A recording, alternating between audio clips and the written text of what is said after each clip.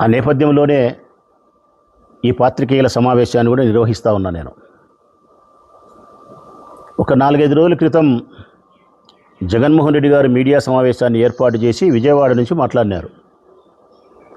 ఆయన ఎప్పుడు మాట్లాడినా కానీ మా రాజకీయ ప్రత్యర్థులను కించపరిచేదానికి కానీ హీనపరిచేదానికి కానీ వ్యక్తిగతమైనటువంటి వారి కుటుంబ జీవిత విషయాలపైన చేసే విధంగానే ఆయన జీవితంలో ఒక్కసారి మాట్లాడాడు.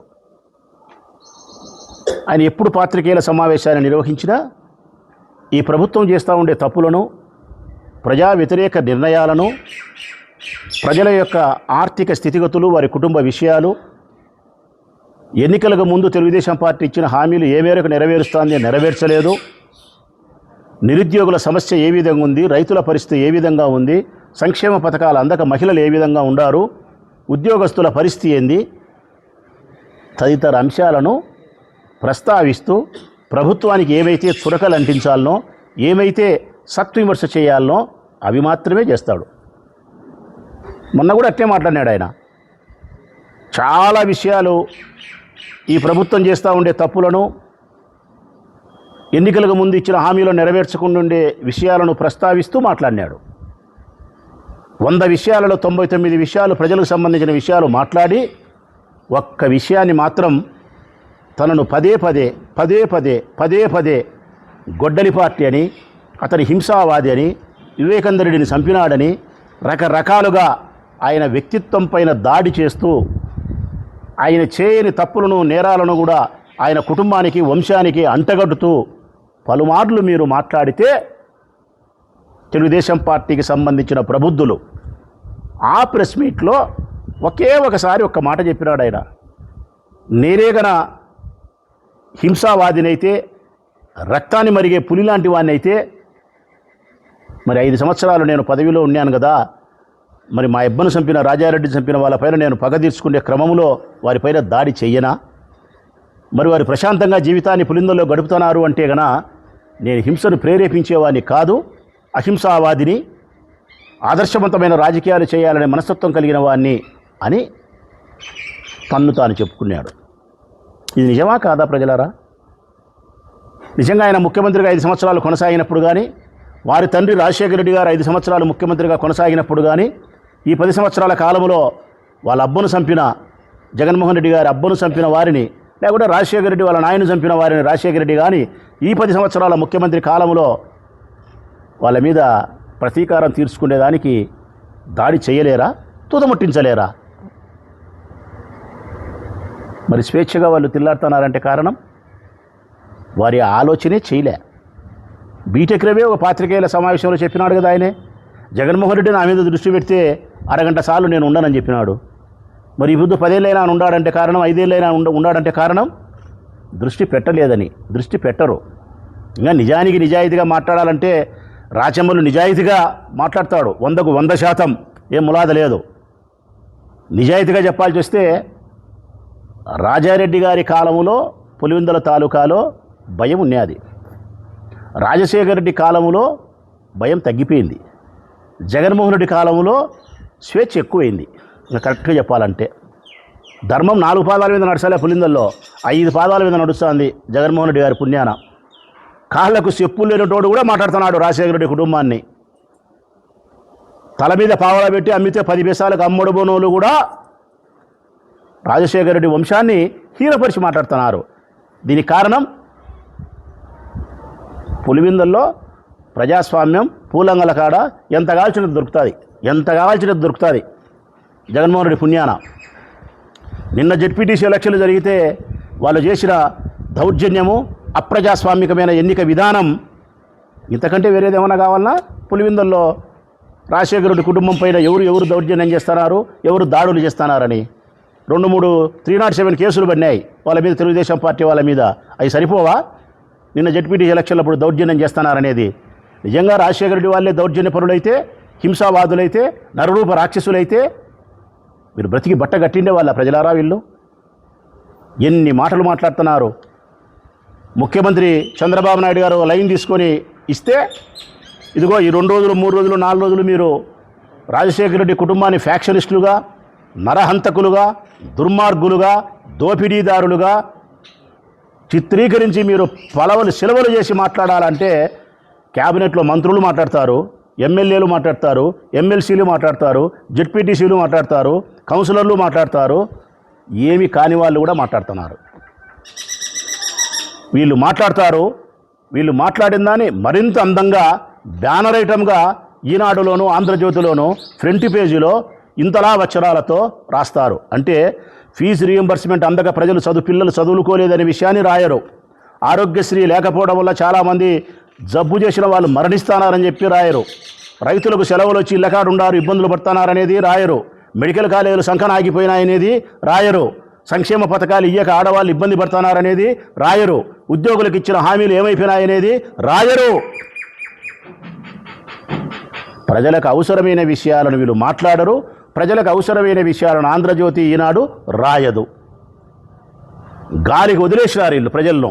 ఈ ప్రభుత్వం గాలికి ప్రభుత్వం వదిలేసింది. వీళ్ళు మాట్లాడేటోళ్ళంతా గాలి మాటలు మాట్లాడతా వీళ్ళు ఇష్టానుసారం మాట్లాడుతున్నారు. ఇప్పుడు ఆయన మాట్లాడతాడు రాయచోటు నుంచి ఇంతలా అక్షరాలు. మన ఆయన మాట్లాడతాడు కేశవులు పయ్యావులు ఆర్థిక మంత్రి. అంతకుముందు ఇంకొక ఆయన మాట్లాడతాడు. నేను అడుగుతా ఉన్నాను వీళ్ళందరినీ కూడా, మీరు నలుగురి గురించి మాట్లాడినారు వీళ్ళు ప్రజలారా. జగన్మోహన్ రెడ్డి గురించి మాట్లాడినారు. జగన్మోహన్ రెడ్డి తండ్రి రాజశేఖర రెడ్డి గారి గురించి మాట్లాడినారు. వారి తండ్రి రాజారెడ్డి గురించి మాట్లాడినారు. రాజారెడ్డి తండ్రి వెంకటరెడ్డి గురించి కూడా మాట్లాడినారు, బ్రిటిష్ కాలం నాటిది. నేను అడుగుతా ఉన్నా, ఆనాడు బ్రిటిష్ కాలంలో వెంకటరెడ్డి గారు రాజారెడ్డి వాళ్ళ ఆయన బతికున్నప్పటి నుంచి జగన్మోహన్ రెడ్డి ఉన్నంత వరకు ఏమేమైతే మీరు చెప్పినారో దొమ్మీలు, దోపిడీలు, హత్యలు, నేరాలు ఇవన్నీ ఎట్టంటే మీరు పక్క నుండి చూస్తున్నారా? ఇవన్నీ మీరు పక్కన కుర్జీ వేసుకొని చూస్తున్నారా? లేకుంటే వాళ్ళు చంపేటప్పుడు మీరు క్లాప్స్ కొడతా ఎంకరేజ్ కానీ అని ఎంకరేజ్ చేస్తున్నారా? ఎట్టట్లా మీరంతా మీరు పక్క నుండి చూసినట్టు అసలు మీరేందో అసలు మీరేంతా ఉన్నట్టు ఎట్టెట్లయ్యా మీరు మాట్లాడే మాటలు? టీ బంకుల కాడ, కాకా హోటళ్ళ కాడ, పూలంగల కాడ గాలి మాటలు, గాలి నా కొడుకులు మాట్లాడుకునే మాటలన్నీ మాట్లాడి తీసుకొచ్చి రాజశేఖర రెడ్డి కుటుంబానికి రక్తపు మరకలు అంటించి మీ చంద్రబాబు నాయుడును బుద్ధుని చేయాలనుకుంటున్నారా? మీరేమన్నా తల కిందికి కాళ్ళు పైకి పెట్టి తపస్సు చేసినా కూడా రాజశేఖర రెడ్డి హింసావాది కాడు. మీరు మీ ఇష్టం వచ్చినట్టు జొల్లు కూతలు కూసినా రాజశేఖర రెడ్డి ఫ్యాక్షనిస్ట్ కాదు. ఇది ఆంధ్రప్రదేశ్ రాష్ట్ర ప్రజలందరికీ తెలిసిన సత్యం, జగమెరిగిన సత్యం ఇది. రాజశేఖర రెడ్డి గొప్ప మానవతావాది ప్రజలారా, కాదంటారా? ఈ ప్రబుద్ధులతో ఏం లే కానీ మిమ్మల్ని అడుగుతా ఉన్నా నేను, రాజశేఖర్ అన్న మానవతావాది కాదంటారా? మంచి మనసు కలిగిన వాడు, మంచి మనసు కలిగిన రారాజు రాజశేఖర రెడ్డి. ఆయన బలమే హృదయం, మరి ఏది కాదు ఆయన బలం. ఈరోజు రాజశేఖర రెడ్డి మరణించినప్పటికీ కూడా ప్రజల హృదయాలలో జీవించి ఉన్నాడంటే కారణం ఆయన హృదయ విశాలత, హ్యూమన్ టచ్ ఉంది ఆయనకు. మానవతావాది, కష్టంలో ఉన్నప్పుడు ప్రతిస్పందించే గుణం ఉంది ఆయనకు. నీ హృదయం స్పందించేదానికంటే రాజశేఖర రెడ్డి హృదయం చాలా వేగంగా స్పందిస్తుంది ఇతరుల కోసం. అందుకేనబ్బా ఆరోగ్యశ్రీకి జన్మనిచ్చింది ఆయనే. రాష్ట్ర ప్రజలారా, ఆరోగ్యశ్రీకి జన్మనిచ్చినటువంటి తండ్రి ఎవరంటే రాజశేఖర్ అన్న. ఈ రాష్ట్రంలో డబ్బు లేక ఏ పేదవాడు మరణించకూడదు, ఏ భార్యకు భర్త దూరం కాకూడదు, ఆమె పుస్తలు తెగకూడదని చెప్పి, ఏ తల్లి గర్భాన గర్భశోకం ఏర్పడకూడదు మరణించి బిడ్డలని చెప్పి ఆరోగ్యశ్రీ పథకాన్ని తీసుకొచ్చినటువంటి సృష్టికర్త రాజశేఖర్ అన్న కాదా? వ్యవసాయం బాగుంటే, పనులు బాగుంటే గ్రామాలలో రైతులు వ్యవసాయ పనులలో నిమగ్నమై ఉంటారు, ఫ్యాక్షన్ నుంచి దూరం అయిపోతారని చెప్పి భావించి ఆ వ్యవసాయం బాగుండాలంటే నీళ్లు ఉండాలంటే డ్యాములు కట్టాలా. డ్యాములు కట్టిన వాడు ఎవరన్నా? జలయజ్ఞం చేసింది ఎవరన్నా? ప్రజలారా, రాజశేఖర రెడ్డి కాదా? మా పైడిపాలెం ఎత్తిపోతల పథకం తీసుకొచ్చింది ఆయన కాదా? చిత్రావతిని తీసుకొచ్చింది ఆయన కాదా? కృష్ణా వాటర్ను మళ్లించింది ఆయన కాదా? కేవలం పల్లెలలో రైతులకు పనులుండి వ్యవసాయం బాగుంటే ఫ్యాక్షన్ను మర్చిపోతారు అనే ఉద్దేశంతో వ్యవసాయాన్ని ప్రోత్సహించింది రాజశేఖర రెడ్డి అన్న. ఉచిత విద్యుత్ తీసుకొచ్చింది రాజశేఖర రెడ్డి అన్న. పిల్లలను బాగా చదివించుకుంటే ఫ్యాక్షన్ 20 ఏళ్ల కల్లా అనగారిపోతుంది, మెల్లిమెల్లిగా ఉద్యోగస్తులు అవుతారని చెప్పి ఫీజు రియంబర్స్మెంట్ పథకానికి సృష్టికర్త. అందుకే పిల్లలు రాసే అక్షరాలలో రాజశేఖర అన్న చిరునవ్వు ఈ రోజుటికే కనపస్తుంది. అందుకే ఈరోజు నా కొడుకు ఇంజనీరే, నా ఇంట్లో నాకు వంట చేసి పెట్టే ఆమె కొడుకు ఇంజనీరే. మరి ఫీజు రియంబర్స్మెంట్ను సృష్టికర్త రాజశేఖర రెడ్డి అన్న, ఆరోగ్యశ్రీ సృష్టికర్త రాజశేఖర రెడ్డి అన్న, రైతులకు ఉచిత విద్యుత్ రాజశేఖర రెడ్డి అన్న, 108, 104 అంబులెన్సులు తీసుకొచ్చినది రాజశేఖర్ అన్న. ఎన్నో మంచి కార్యక్రమాలు చేసి ఈ రాష్ట్రంలో, ఈ రాయలసీమలో ఫ్యాక్షనిజాన్ని రూపుముప్పడానికి ప్రయత్నం చేసిన వాడు రాజశేఖర రెడ్డి. గొప్ప మానవతావాది రాజశేఖర రెడ్డి. హిమాలయ పర్వతాలంత గొప్పది ఆయన మానవత్వం రాజశేఖర్ అన్నది. అట్లా పట్టుకొని వీళ్ళు ఇష్టానుసారం మాట్లాడితే నాకు ఒక్క మాట గుర్తొస్తుంది ప్రజలారా. రాజశేఖర రెడ్డి అన్నను ఎవరైతే రాక్షసుడు అంటారో అట్ట అనగలిగిన మనుషుల యొక్క గురించి ఒకే ఒక మాట చెప్పగలుగుతా. మీరు తల పైకెత్తి మీ నోట్లో ఉమ్మి తీసి ఆకాశం మీద మూస్తే అది ఎక్కడ పడుతుంది ప్రజలారా? మన ముఖం మీదనే పడుతుంది. రాజశేఖర రెడ్డిను రాక్షసుడు, ఫ్యాక్షనిస్టు, హంతకుడు అని మాట్లాడే వాళ్ళ పరిస్థితి కూడా ఆకాశాన ఉమ్మి వేసినట్టే ఉంటుందని మాత్రం మీకు చెప్పగలుగుతా నేను. ఈ జగన్మోహన్ రెడ్డి గారి గురించి మాట్లాడినారు. ఎక్కడ సంబంధం అబ్బా జగన్మోహన్ రెడ్డి గారికి హత్యలతో? వివేకానంద రెడ్డి సొంతం వాళ్ళ చిన్న ఆయన.